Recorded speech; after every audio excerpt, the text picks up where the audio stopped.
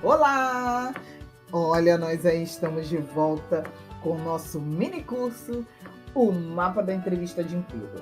Na primeira aula nós falamos na primeira partezinha do processo, que é quando nós somos convocados, nós precisamos entender que a base para uma entrevista é por competências, então nós entendemos que a competência é um conjunto de técnica, habilidade e comportamento. Nós vimos os perfis comportamentais lá atrás.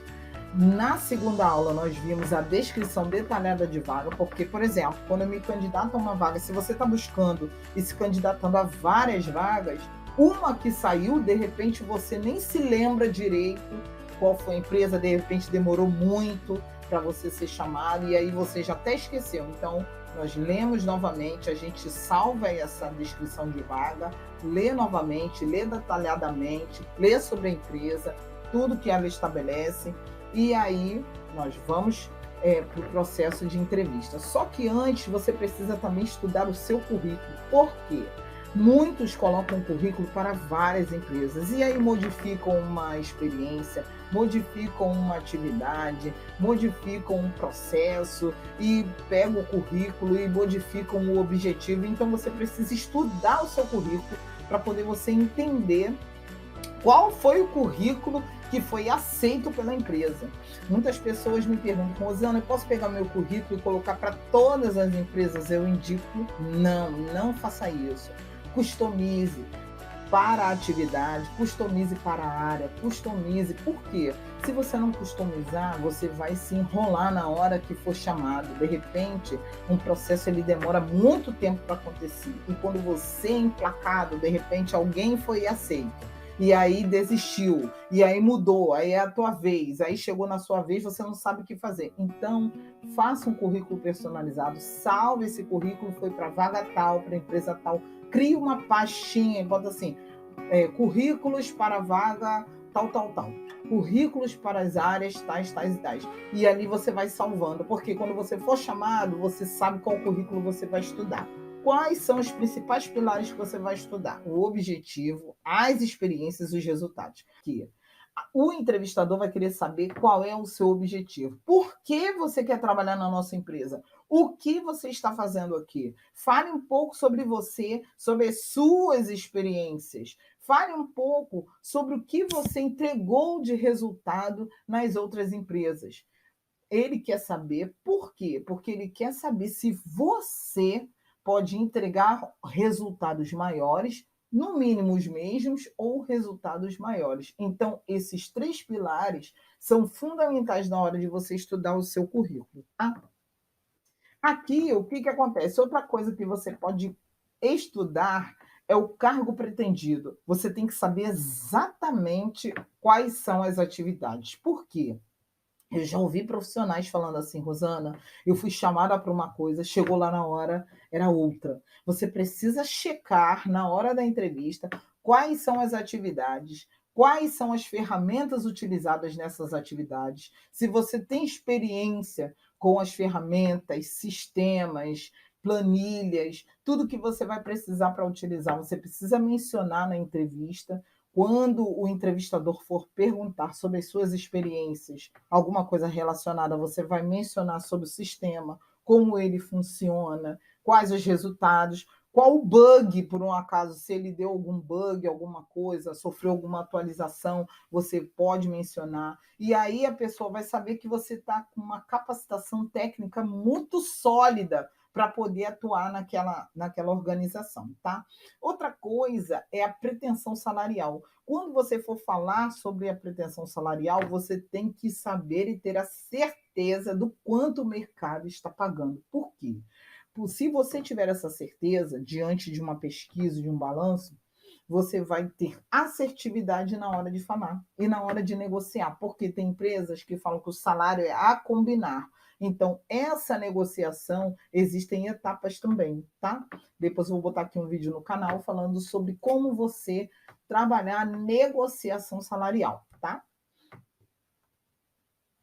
Experiências profissionais. O que você tem que estudar? O tempo que você ficou na empresa, esse período de tempo aqui, tanto é o tempo que você percorreu a carreira lá dentro, como o período de uma empresa para outra. Vamos supor que você já trabalhou em outras empresas.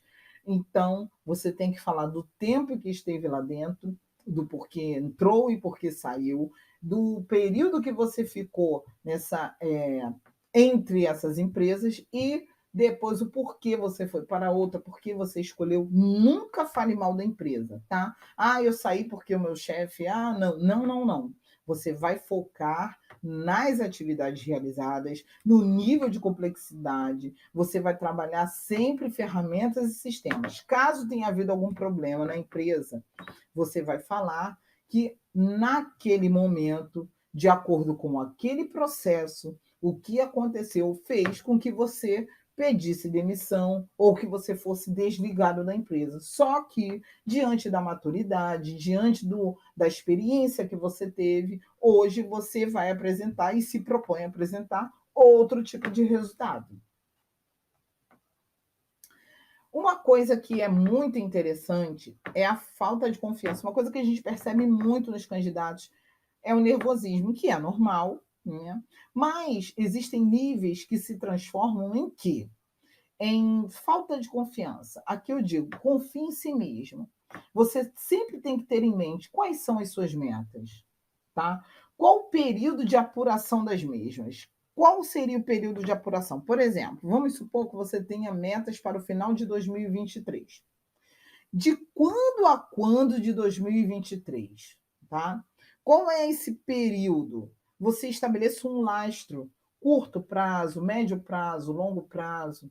Você começa a estabelecer o quê? Esquemas de planejamento para que as suas metas sejam realizadas e o que você está fazendo para que elas sejam realizadas. Isso é importante, porque se o entrevistador te perguntar o que você se vê fazendo daqui a 5 anos, o que você se vê fazendo daqui a um ano, qual o resultado que você pode trazer para a empresa, sabe? Não fique num campo vago. Olha, diante dessas atividades da análise de risco, o que nós podemos fazer? Você já pode trazer ideias, como se já estivesse trabalhando na empresa. Isso é muito bom.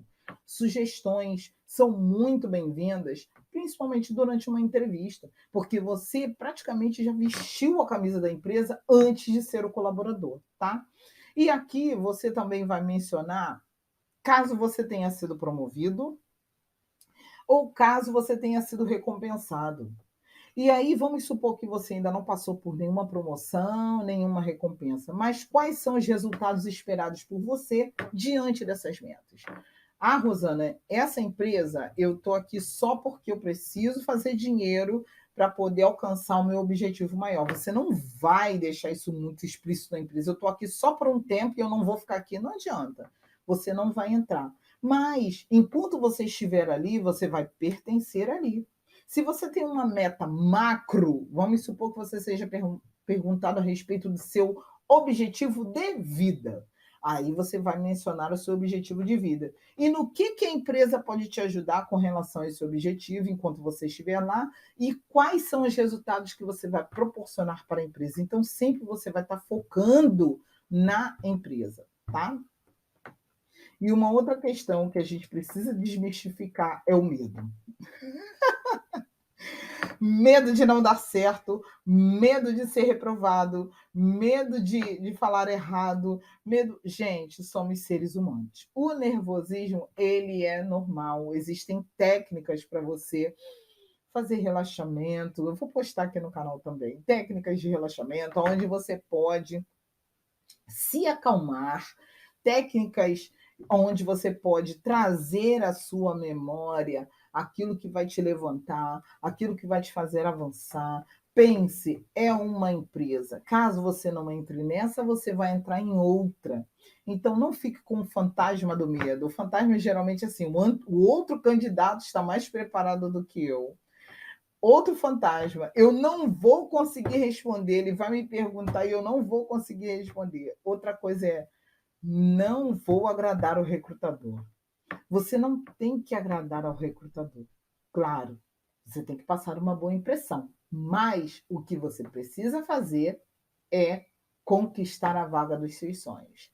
Porque a análise vai ser uma análise técnica e comportamental, não de gostei de você. O gostei de você, como é que acontece gostei de você? Gostei de você deriva de uma conversa aonde a empresa vê vantagem em tê-lo como colaborador e vê que você também está gostando de fazer parte da empresa. Então, por isso que acontece aquele fit, acontece aquela ligação aonde vocês conseguem ter uma sinergia durante a entrevista, tá bom?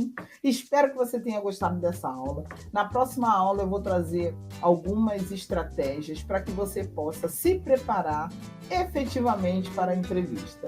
Um abraço e até lá.